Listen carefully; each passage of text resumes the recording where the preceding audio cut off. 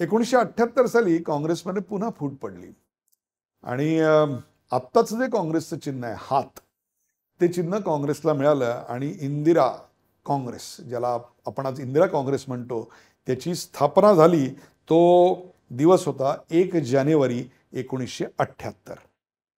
याच काळात अनेक नाट्यपूर्ण घटना घडत होत्या. अगदी महाराष्ट्रात वसंतराव पाटील यांच्या काँग्रेसच्या सरकारच्या पाठीत खंजीर खुपसून पुलदाचा एक नवीन राजकीय प्रयोग अशी त्याला साखर पेरणी करत शरद पवारांनी सत्ता हस्तगत केली. आणि त्याच काळात अंतर्गत मतभेद, दुहेरी सदस्यत्व अशा अनेक गोष्टींवरून इंदिराजींची कारवाई वगैरे अशी अनेक कारणं आहेत. त्यातनं जनता पार्टीमध्ये दुफळी माजली आणि पायउतार झाले मोरारजी देसाई. त्यातूनच पुढे एक आत्मघातकी प्रयोग करण्यात आला आणि सत्ता लालसा माणसाला कुठं नेऊन पोहोचवते बघा.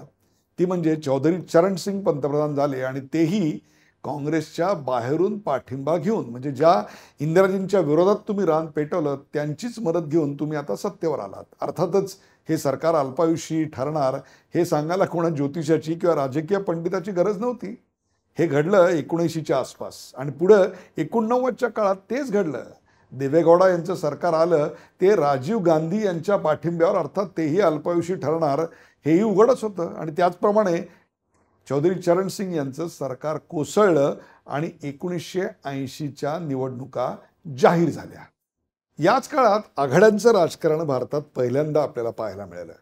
म्हणजे इंदिरा काँग्रेस यांनी DMK, मुस्लिम लीग यांच्याबरोबर एक सत्तारूढ आघाडी स्थापन केली. तर त्याला विरोध करण्यासाठी जगजीवन राम यांच्या नेतृत्वाखाली अकाली आणि अण्णा द्रमुक यांना घेऊन जनता पक्षाची एक वेगळी मोट बांधली गेली. हे सगळं मी तुम्हाला अशा करता सांगतोय की आज ज्यांना आघाडीच्या राजकारणाची सुरुवात केव्हा झाली असा प्रश्न पडतो, त्याचं उत्तर हे त्या काळात आहे. आणि तिसरी आघाडी होती ती चौधरी चरण सिंग यांची.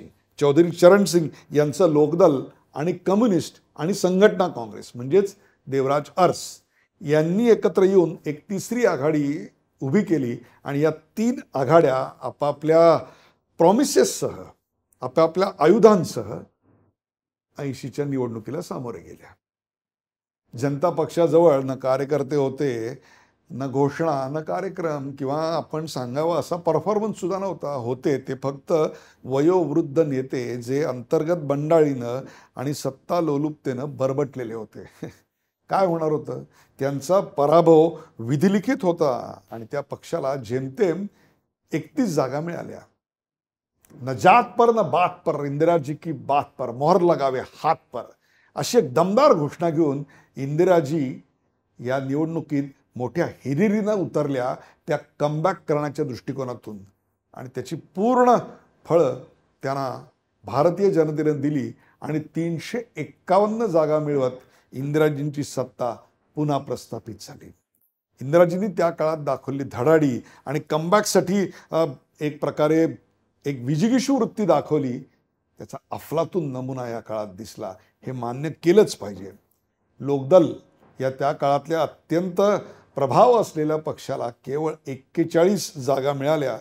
मार्क्सवादी कम्युनिस्ट पक्षाला 37 जागा मिळाल्या आणि त्यांनी आपापले गड कायम ठेवले. आणि अर्स काँग्रेस याच्यामध्ये अनेक दिग्गज नेते होते, त्यांना केवळ 13 जागा मिळाल्या. हा देश इंदिरा गांधींच्या मागे त्या काळात ठामपणे उभा राहिला.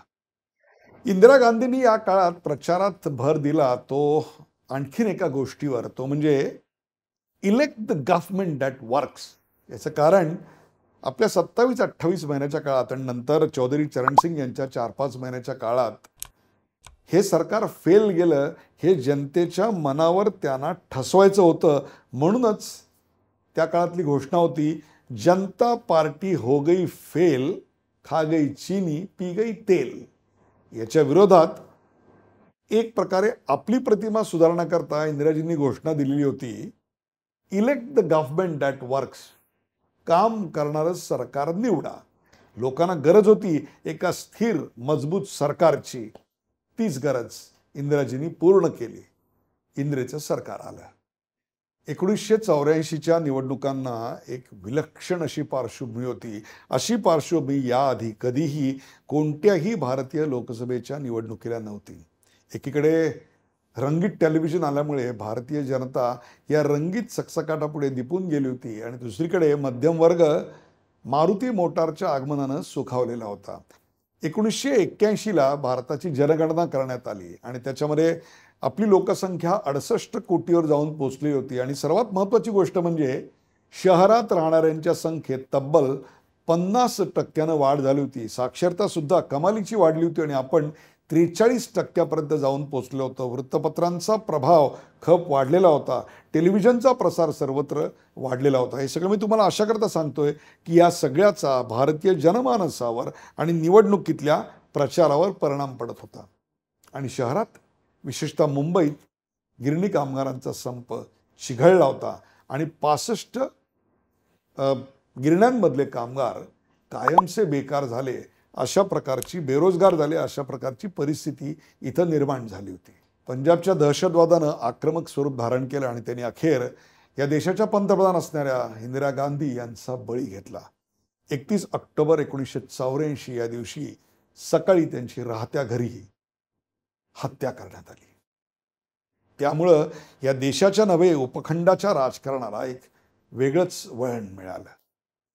इंदिराजींच्या हत्येनंतर दिल्ली आणि विशेषतः उत्तर भागामध्ये खूप मोठ्या प्रमाणावर शीख समुदायाचं हत्याकांड करण्यात आलं. जब बडा पेड़ गिरता है तो छोटी बातें होती है, अशा प्रकारची सारवासारव त्यावर करण्यात आली असली तरी या जखमा कायमच राहिल्या. अर्थात इंदिराजी की अंतिम इच्छा बूंद बूंद से देश की रक्षा ही विलक्षण कॅची असलेली घोषणा याच काळातली. त्याचबरोबर जब तक सूरज चांद रहेगा इंदिरा तेरा नाम रहेगा ही घोषणा जनमानसात रुजली आणि भूतो न भविष्यती असं यश भारतीय जनतेनं इंदिरा काँग्रेस सरकारच्या म्हणजेच तत्कालीन पंतप्रधान राजीव गांधी यांच्या पदरात टाकलं. राजीव गांधींनी आपल्या आयुष्यात जिंकलेली लोकसभेची ती एकमेव निवडणूक. याचं कारण पुढे 89ला त्यांचा पराभव झाला आणि 91ला प्रचाराच्या दरम्यान प्रचार करताना श्री पेरंबदूर येथे त्यांची हत्या झाली. म्हणजेच एक प्रकारे राजीव गांधी यांनी जिंकलेली ही शेवटची निवडणूक आणि त्याचबरोबर इतक्या प्रचंड प्रमाणात यश मिळवलेली काँग्रेसची सुद्धा ही शेवटची निवडणूक. यात भारतीय जनता पक्ष नव्यानं स्थापन झालेला होता, त्याचा पार धुव्वा उडाला. अवघ्या 2 जागा मिळाल्या, परंतु आश्चर्यकारकरित्या त्याच काळात स्थापन झालेल्या तेलुगू देशम पक्षाला 28 जागा मिळालेल्या होत्या. या निवडणुकांचं आणखीन एक वैशिष्ट्य म्हणजे राजीव गांधी यांनी अतिशय चातुर्यानं स्वतःची घडवलेली इमेज. एक नवा भारत घडवण्याकरता म्हणून राजीव गांधी का ऐलान नहीं बनेगा खालिस्तान ही घोषणा त्या काळात विलक्षण पॉप्युलर झाली आणि राजीव गांधी हे एक प्रकारे यूथ आयकॉन बनले आणि काँग्रेसला संजीवनी मिळाली. तोच हा कलाटणीचा क्षण.